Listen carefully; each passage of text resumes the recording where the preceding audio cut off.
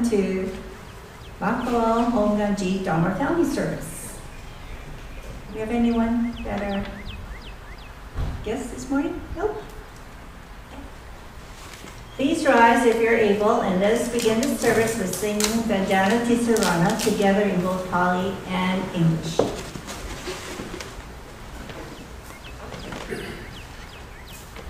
Namo tassa bhagavato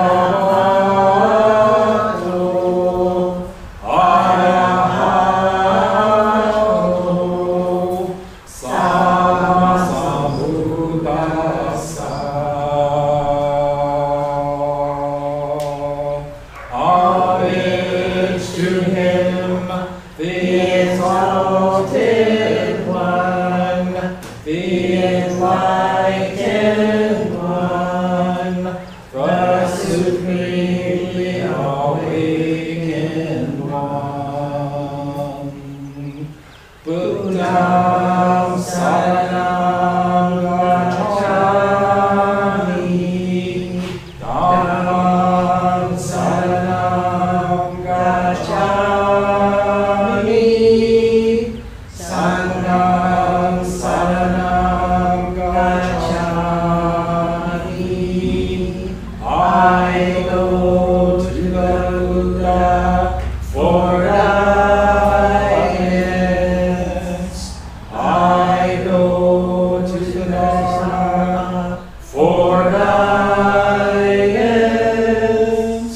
I go to the Sangha for guidance. Namo tassa.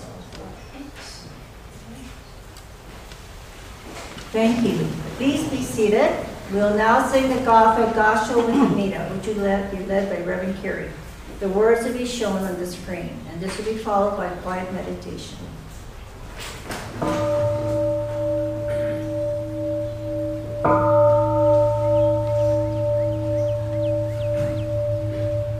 Namo Amida Butsu. I recite Amida's name with deep joy and gratitude. I gasho with Amida, trees and grasses and flowers all grow in great compassion. This light shines throughout the world. I gasho with Amida. Flowers bloom and flowers fall. From the seed sprout new flowers. This is the truth unchanging. I gasho with Amida. Springtime brings the happy birds. Their songs all praise Amida. I join them in Nenutsu. I gasho with Amida. When I call Amida's name, it's Amida calling me. Buddha's voice, my voice are one. I gasho with Amida. When I'm lonely, I recite Namo Amida Butsu. Then I feel great compassion. I gasho with Amida. Nembutsu in work and play. Every day with Amida. Every moment filled with light. I gasho with Amida. Remember golden chain, kindness to all living things. I will follow this teaching. I gasho with Amida in the clear bright morning sun, in the fading light of day, in the darkness of the night. I gasho with Amida. Namo Amida Butsu. I live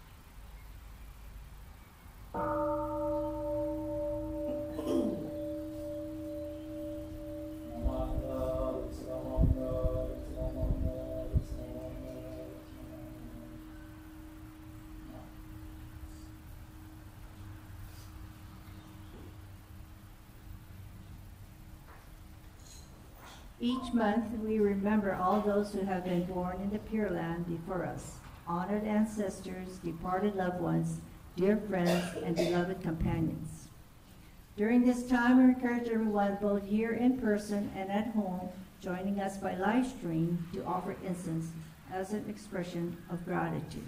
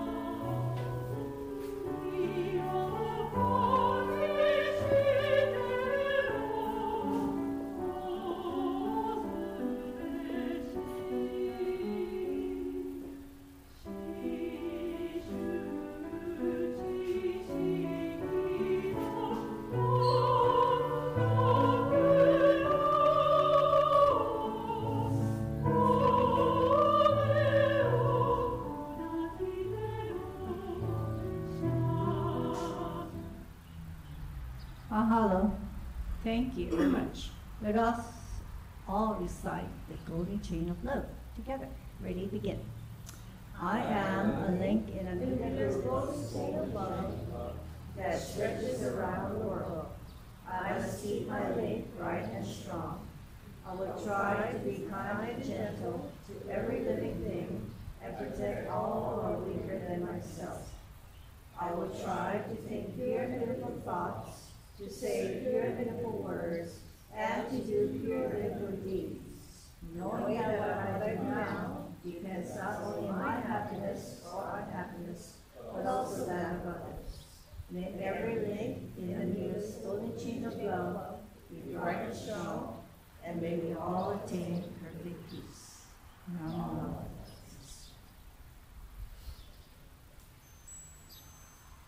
Each month, we celebrate birthdays. Here's a list of April birthdays we know about. And if your birthday is this month, please come on down to the front. Okay, and no, I made cupcakes this time with self-filled ingredients inside. Okay, all right, let's see. We have Braden Kitagawa, Gordon Abe, John Yanel, Patty Hisashima, Asano Suizu, and Hanako Hashimoto. I'm sorry, that's not the late Hanako Hashimoto. Okay, the late. She's having it in the Pure Land. Okay. Betty Sakamoto, Dwayne Yoshizu, Mildred Tomoyose, Tyrus Lee. Tyrus, we don't need to put the candle on. Put that down. Come on down. You can come with Grandma and Grandpa. Or you could use the Oh, lighter sister. and burn Sensei's fingers. Dennison Fukushima, Amy Blue, Diane Kosaka. Come on down. Where is she? Oh, okay. You need 2 cupcakes. Okay.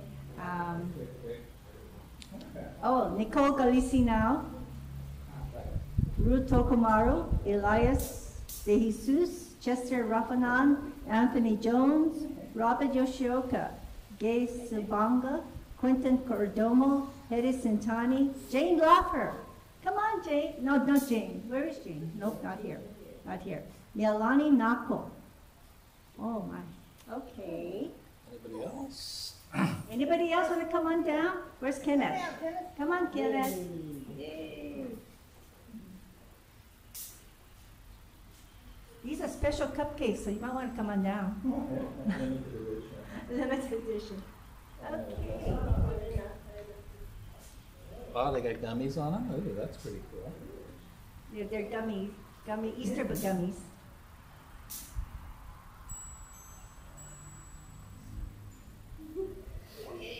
All right. Okay, let's begin. Okay, let's sing happy birthday to our friends. Ready, begin. Happy birthday to you. Happy birthday to you. Happy birthday, dear friends. Happy birthday to you. Yay! Woo! Okay. Very good. We got 5 more left. And now is children's Dharma story time.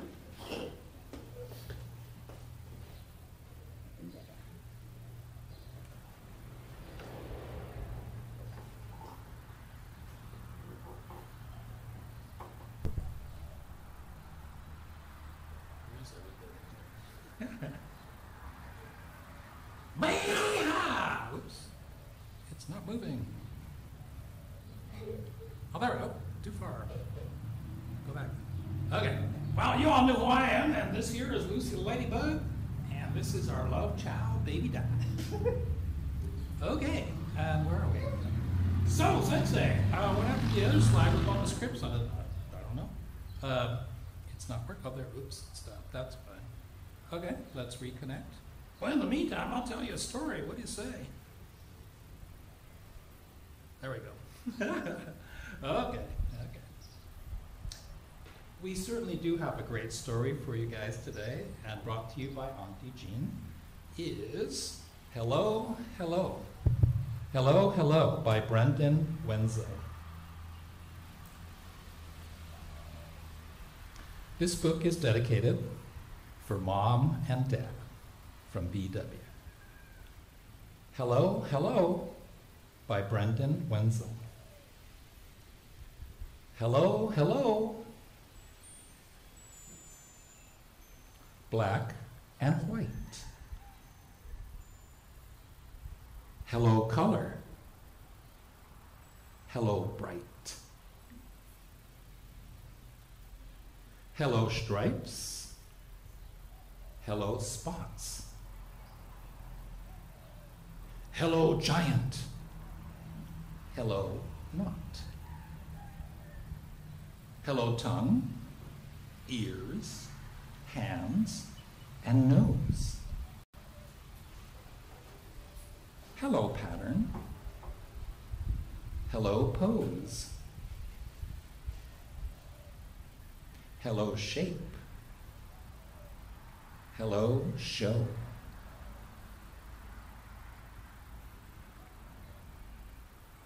Hello, wonder.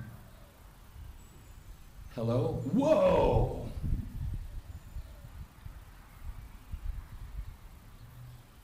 Hello, quiet. Hello, loud. Hello, wild. Hello, proud. Hello, beauty. Hello, bend. Hello, neighbor. Hello, friend. Hello, roars, beeps, chips, and chirps. Hello, roars, peeps, chirps, and chants. Hello, song, and hello, dance. A world to see. A world to know. Where to begin? hello, hello. The end.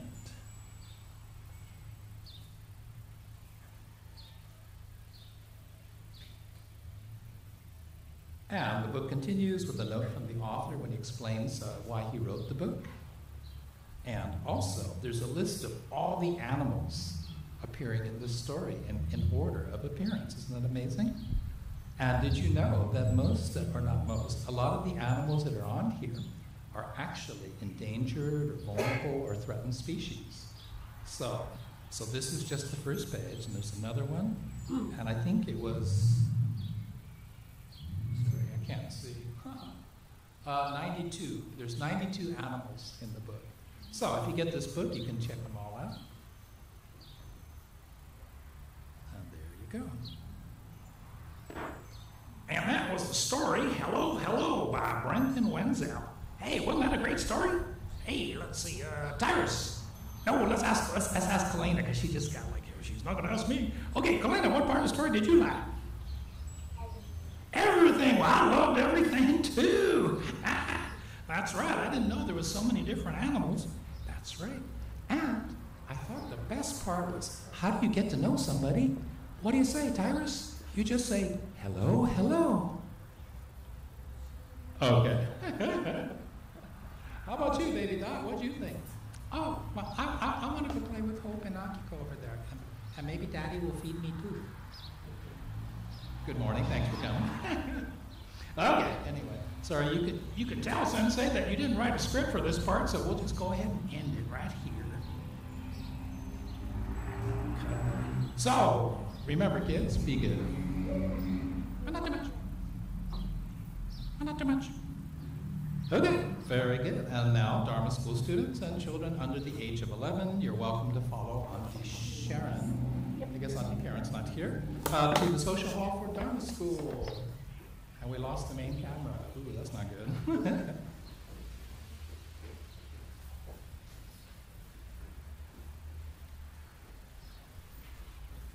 Sit on. Let's see which camera we have. The one at the back of the room doesn't have a microphone, so we don't get it.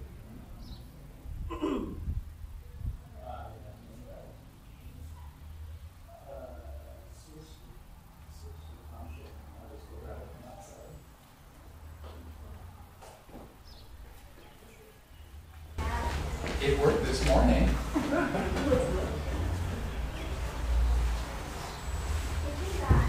It came back? Okay. I came back and it looks like it's okay.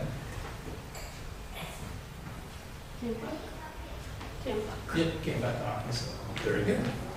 And now a Dharma talk for the rest of us. So I'd like to share some rather remarkable encounters with people who are at the end of life, who insisted, I'm a bad Buddhist. I'm a bad Buddhist. But, in fact, they lived their lives, the last moments of their lives, in an extraordinarily Buddhist way. So we begin with the wisdom of Shinran Shonin. Even a good person attains birth in the Pure Land. So, it goes without saying that an evil person will. The words of Shinran Shonin quoted in a record of lament of divergences, the Tanisho, which you can find in the collected works of Shinran Volume 1. Namo Amitabha. So today's quotation is one of the more interesting ones, attributed to Shinran Shonin, who is the founder of the Jodo Shinshu Honganji tradition, and he, of course, has the scroll on the right facing the altar. So typically, right, we would think, even an evil person attains birth in the Pure Land. So it goes without saying that a good person will. And especially being culturally, we're culturally American, we associate good and evil, particularly the words good and evil, with moral judgments in the Judeo-Christian sense of things. So, the good guy wins, the bad guy loses, good people go to heaven when they die, and bad people go to hell forever and ever, which is a pretty serious deal. Shinran, however, in this quotation, remember, he's Buddhist, so he's talking about karmic good and karmic evil. in more of an absolute sense, not in a moral or legal sense. Usually, right, a good person, you think, you follow the laws, you don't break the laws, right? You do certain things. A bad person breaks all the laws, breaks all the moral codes, the 10 Commandments, for example. How about in Buddhism? So what is karmically good and karmically evil? We actually have these things. Karmically good, we talked about this. The 5 virtuous acts, the 5 virtue-building acts that were outlined by Master Shangda, which includes, right, praising the Buddha, contemplating the Buddha, making offerings to the Buddha, saying the name of the Buddha. Number 5 is slipping my mind right now. But there's 5 specific acts. And then Honen, who is Shinran's great teacher, says you only need to say Namo Amida Butsu, and Amida takes care of the rest.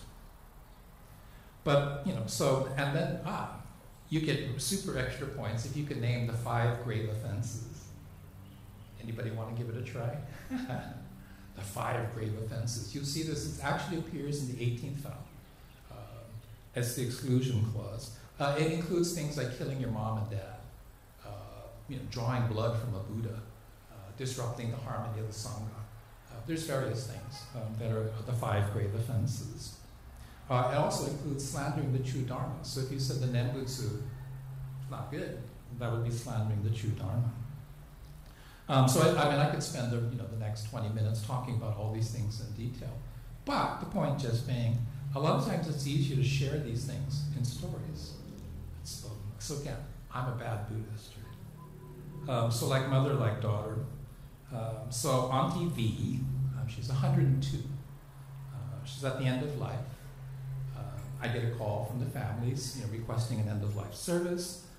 She hasn't been eating food or drinking water for about 10 days, basically sleeping all the time, not responsive. So again, the request for the end-of-life bedside service. So I go, I take my stuff, I set up the altar, set up the flowers, light the candle, light some incense. I change into my robes. I begin with the Sanbujo invocation, and I just start chanting sutras, which is kind of what we do for the bedside service. And suddenly, Auntie V opens her eyes, just a little bit, and she puts her hands together in Gasho. So the daughter and I, we make eye contact, and we're both really surprised at this rare and wondrous event. She's at the end of life. Usually, if you haven't been drinking water for a couple days, that's like the very, very last phase. So I finish chanting the sutra, and closing with Namo Amida Butsu, Namo Amida Butsu. So Auntie looks me dead in the eye, and she smiles. She says, "Thanks for coming. Thank you for coming. Namo Amida Butsu." And then she turns to her daughter and the hospice nurse, and she says, "I'm hungry. Do you have any of that yogurt that I like?" So of course, daughter and nurse's aide jump up and go grab the yogurt, and et cetera, et cetera, et cetera.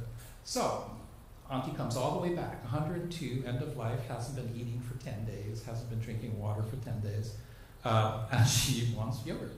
So she comes back. So this goes on, Auntie came back for a couple weeks. Again, 102, that's remarkable. Just enjoying her yogurt before she peacefully passes away and goes forth to birth into the Pure Land. So when I meet the daughter at memorial cycle services for her mom, and she's now in her, we would always share this memory. I was, wow, that was just kind of crazy, unexpected. And then very recently, the daughter, who some of you know, let's call her Auntie I. So Auntie, she's now in her 70s, and had just come back to Maui, and entered hospice care at home. So she's also at the end of life. She's accepted the end of life and entering hospice care. She spent like several years battling cancer. So she comes to the temple. She sets an appointment, comes to the temple to literally plan her own funeral. She wants the traditional, Honganji funeral liturgy, but no koden, no flowers. She specifies the caterer and the menu.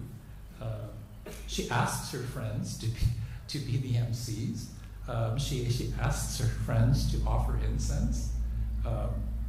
pretty much everything. She had all the details lined up. It was one of the easiest funeral planning meetings I've ever done. And so after the meeting, so we spend a few moments reminiscing about our shared experience, at the end of her mother's life. And then she shares with me, that through the worst of the chemotherapy and the radiation treatments, 3 words kept going through her head. Namo Amida Butsu. Namo Amida Butsu. Namo Amida Butsu. And then she smiles. She gives me a big, big smile and says, I'm a bad Buddhist, just like my mom. I didn't come to church and I didn't help out very much. But somehow, I'm not worried about what happens next. Namo Amida Butsu. Namo Amida Butsu. So a day later, we received word that Auntie Ai had passed away peacefully and went forth to birth into the Pure Land. Namo Amida Butsu. Namo Amida Butsu. So what exactly is a bad Buddhist? Right? I mean, people say that. I'm a bad Buddhist. So when I was growing up in Los Angeles in the 1960s, it was expected behavior that all races, white, black, brown, yellow, didn't really matter, and all social classes, rich people to poor people. It's Sunday, you go to church. You go to church on Sundays. This is the 1960s. It's like everybody was expected to go to church. So mom and dad wake us up, make us wash our face and put on some clean clothes and go to church on Sundays. It just happened to be a Buddhist temple, and I just happened to be born Buddhist. Just the way it was. So we attended, every Sunday without exception, unless you had the measles or chicken pox or mumps or something like that. Does anybody, I guess, yeah, you would be the same generation, so if you caught the chicken pox, you'd call up all your friends and you'd come over and then you'd be playing with them so that everybody got the chicken pox.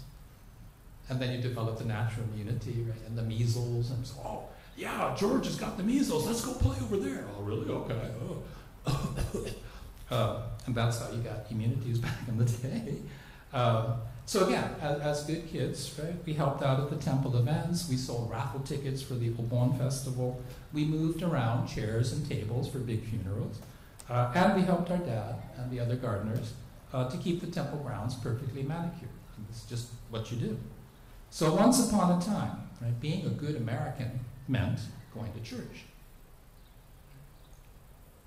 I actually enjoyed going to the temple on Sundays because it was the one place where I felt comfortable about being Japanese American Sansei in California.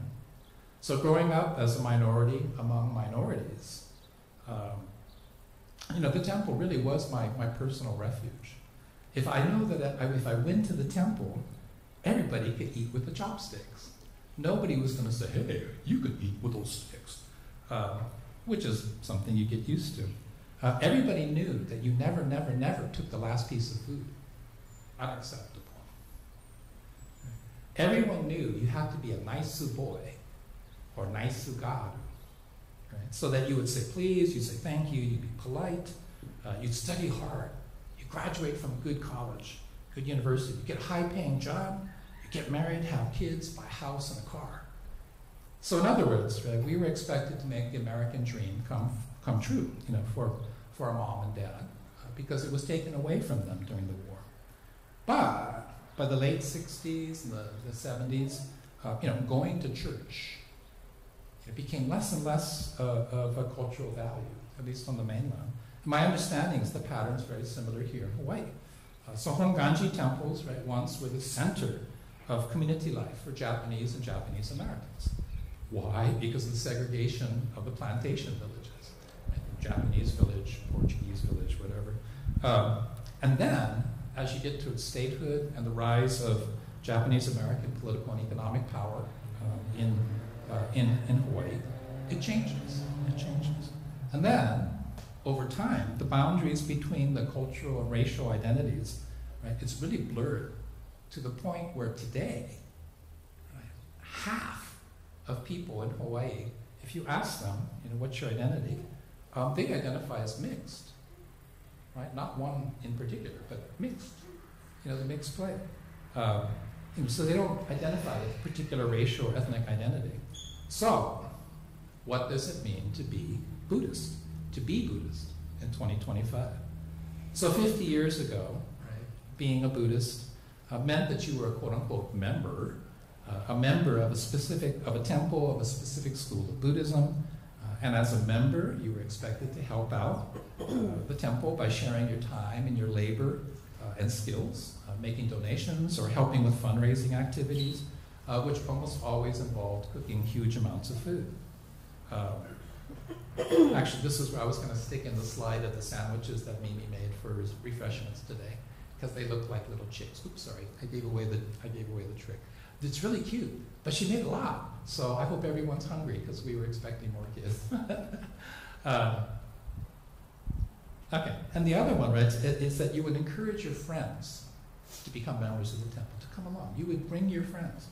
And when the appropriate time, you would assume a leadership role in the temple. Nobody wants to be the temple president, but somebody's got to do it. And so, you serve your term of duty. Now, the reverse, so that's a good Buddhist, right? So the reverse is a bad Buddhist, doesn't do any of these things. So Makawao Honganji, right here in Makawao, we've got 160 households and individuals, more or less, as sustaining members of the Makawao Honganji mission. Now, if every member showed up every Sunday, right, we need a much bigger temple. Households are at least 2 people, sometimes more if you have kids. So, gee, okay. So obviously we have a lot of bad Buddhists here. But returning to Shinran's words, right, it goes without saying that an evil person will be born into the pure. So the vow of Amida, right, all of these bad Buddhists are all going forth to birth into the pure. Why? Right? Normally, the way we would normally think as Americans is, I live a good life, I do good things, and then I get rewarded, I go to heaven. Right? You get your reward. But, if you're a Makawao Honganji member and you don't come to services on Sundays, are you a bad Buddhist? Can you explain Buddhism? Can you do the chanting and stuff? Again, it depends. It depends. So why do all of the bad Buddhists go forth to birth into the pure land, becoming a Buddha and returning to this world in oneness with Amida? Why? Because Amida is the Buddha of immeasurable wisdom and compassion, kindness and understanding beyond words. So the 18th vow, the primal vow, the Hongan and the Honganji, basically says Amida will save all ordinary beings. Sometimes it's translated as sentient beings. But if you think of it as that the vow of Amida to save all people is for the person who is not a good Buddhist. It's for the bad Buddhists. Now, you don't have to be extraordinary. You don't have to just be ordinary. If you're extraordinary, you become Buddha on your own. Right? You shave your head and go off to the forest. Just be ordinary.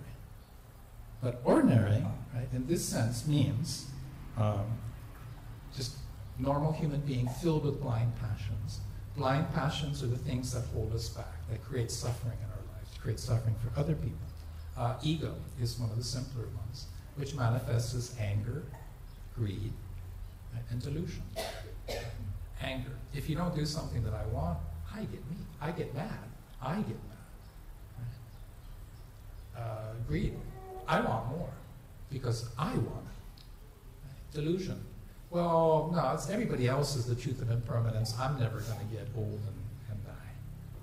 These delusions. And that's just ordinary. That's what creates suffering in our lives. So that this morning, Mimi's iPad was on in the middle of the morning. So I just go turn it off. So I lean over to go turn it off, and my back goes bing. It's like a muscle spasm in my lower back.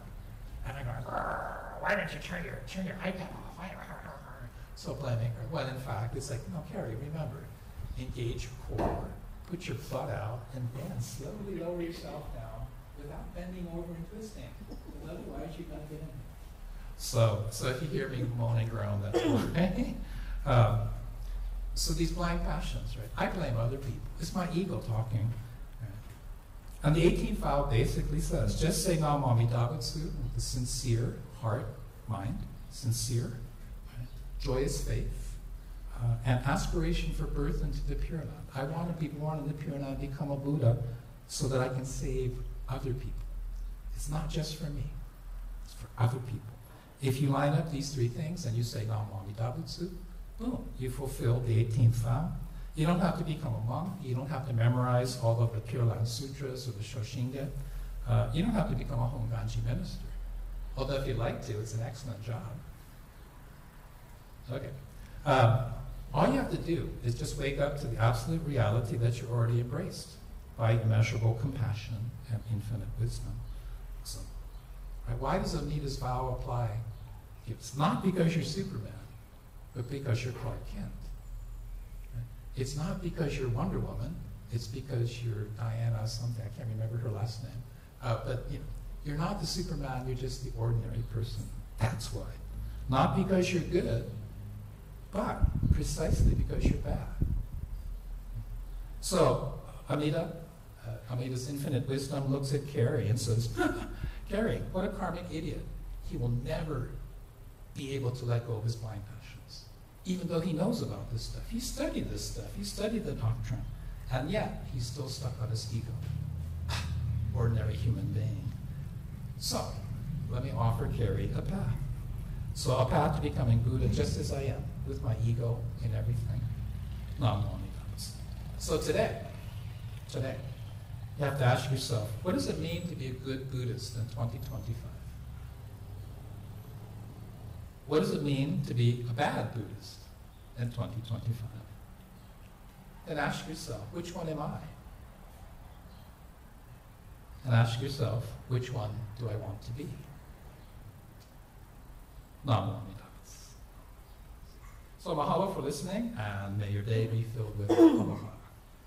So Sharon, if you can hear this in the social hall, we're going to be there in about 10 minutes. Very good. And over to MC Jean. Okay.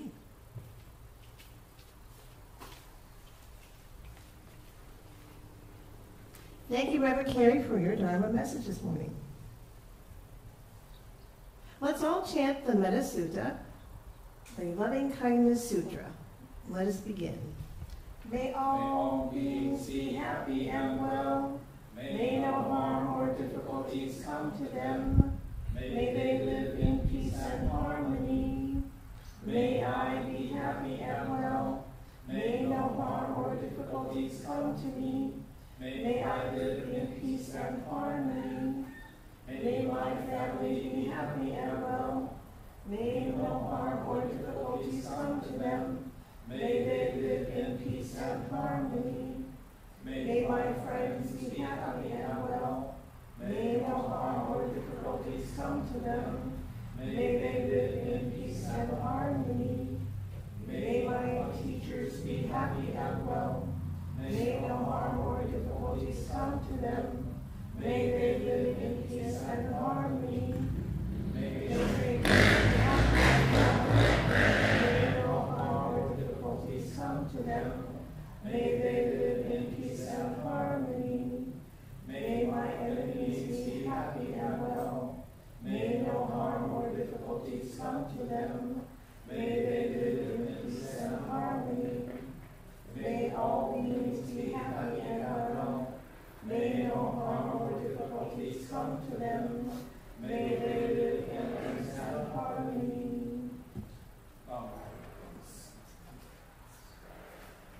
Reverend Carey will now lead us in gratitude meditation.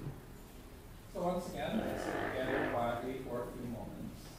So just relax and be quiet. If you're able, sit forward in your seat and place both feet flat on the ground. Sit up straight and align your head, neck, shoulders, and back in a straight line that goes down. Place your hands comfortably in your room. Now close your eyes halfway so that you're looking both outwardly and inwardly. And just breathe. Breathe in and breathe out.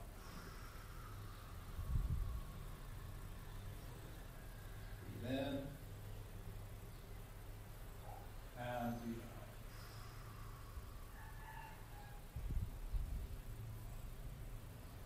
As you breathe in, think of something for which you are grateful. And as you breathe out, just say mahalo. Just say thank you, thank you, thank you. Just breathe. The sound of the gong will signal the end of our quiet meditation.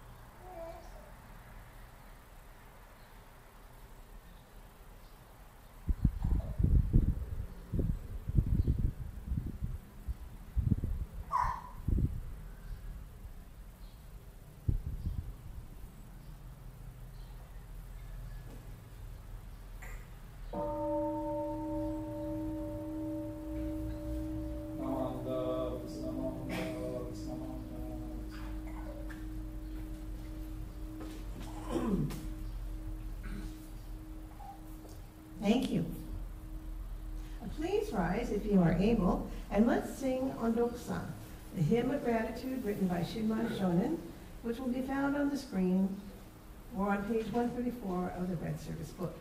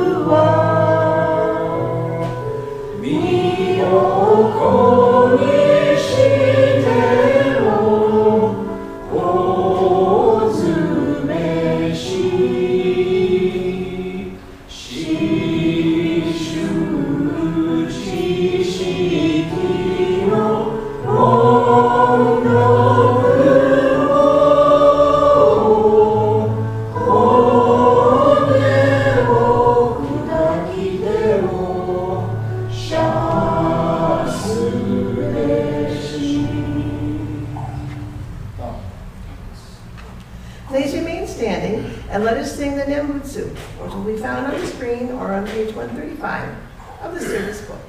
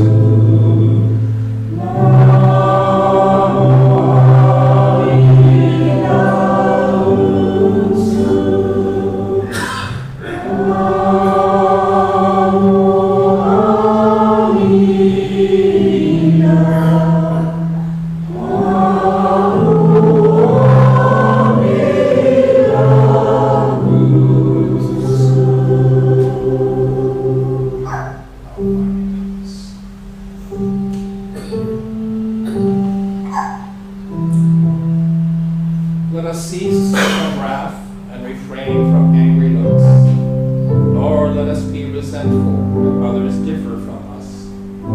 For all beings have hearts, and each heart has its own leanings. Their right is our wrong, and our right is their wrong. We are not unquestionably sages, nor are they unquestionably fools.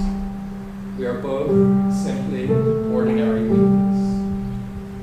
The wisdom of Prince Shotoku, who lived in the 6th and 7th centuries in Japan.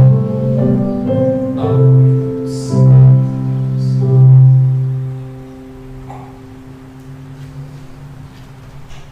Thank you. Please be seated. Mahalo for joining us this morning for our Sunday service. Do we have any announcements? Yes, so next Sunday is the BWA sponsored Eshini and Hakshini Memorial Service. It's also the BWA Memorial Service. And our guest speaker will be Reverend Blaine Nakasone. I think this is the schedule for May. The first Sunday in May will be Dharma Family Service. I won't be here. I'm going to be off island. May 11th, we have a regular service. May 18th, there'll be no service here. It's the Fuji Matsuri at Wailuku.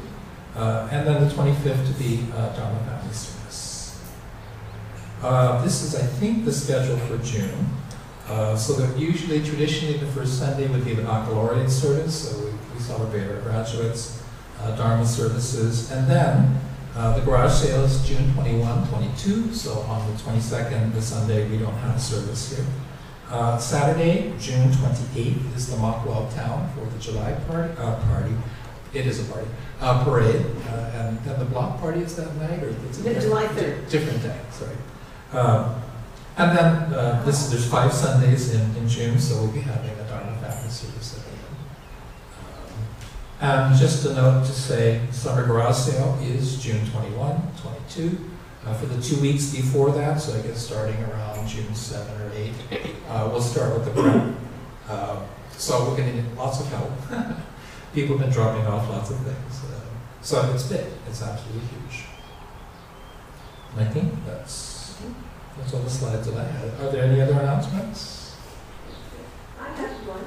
Hi, Debbie.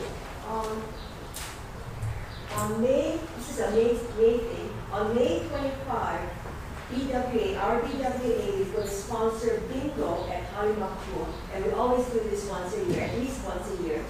We're looking for prizes, donations of prizes to give away as bingo gifts. Usually it's T-shirts or what we don't have very much of is women's T-shirts, women's shirts, because we all, if in case they win a bingo prize, they would have to get a men's T-shirt. Anyway, so if you have anything like bingo prize type, bring them to the office and label them bingo harimakua, and then someone will pick them up. Other things like lap blankets or stuffed animals are prizes that they love. Thank you. What time is the bingo? Like in the afternoon? Usually at 1 or 1:30 So after service, then we can go down there. Okay, anybody else? I did thought that the baby timer on the meditation thing was the best part. Gee, should I end the meditation? It's like, okay, fall. Very good. Everyone is welcome to enjoy refreshments and talk story in the social hall.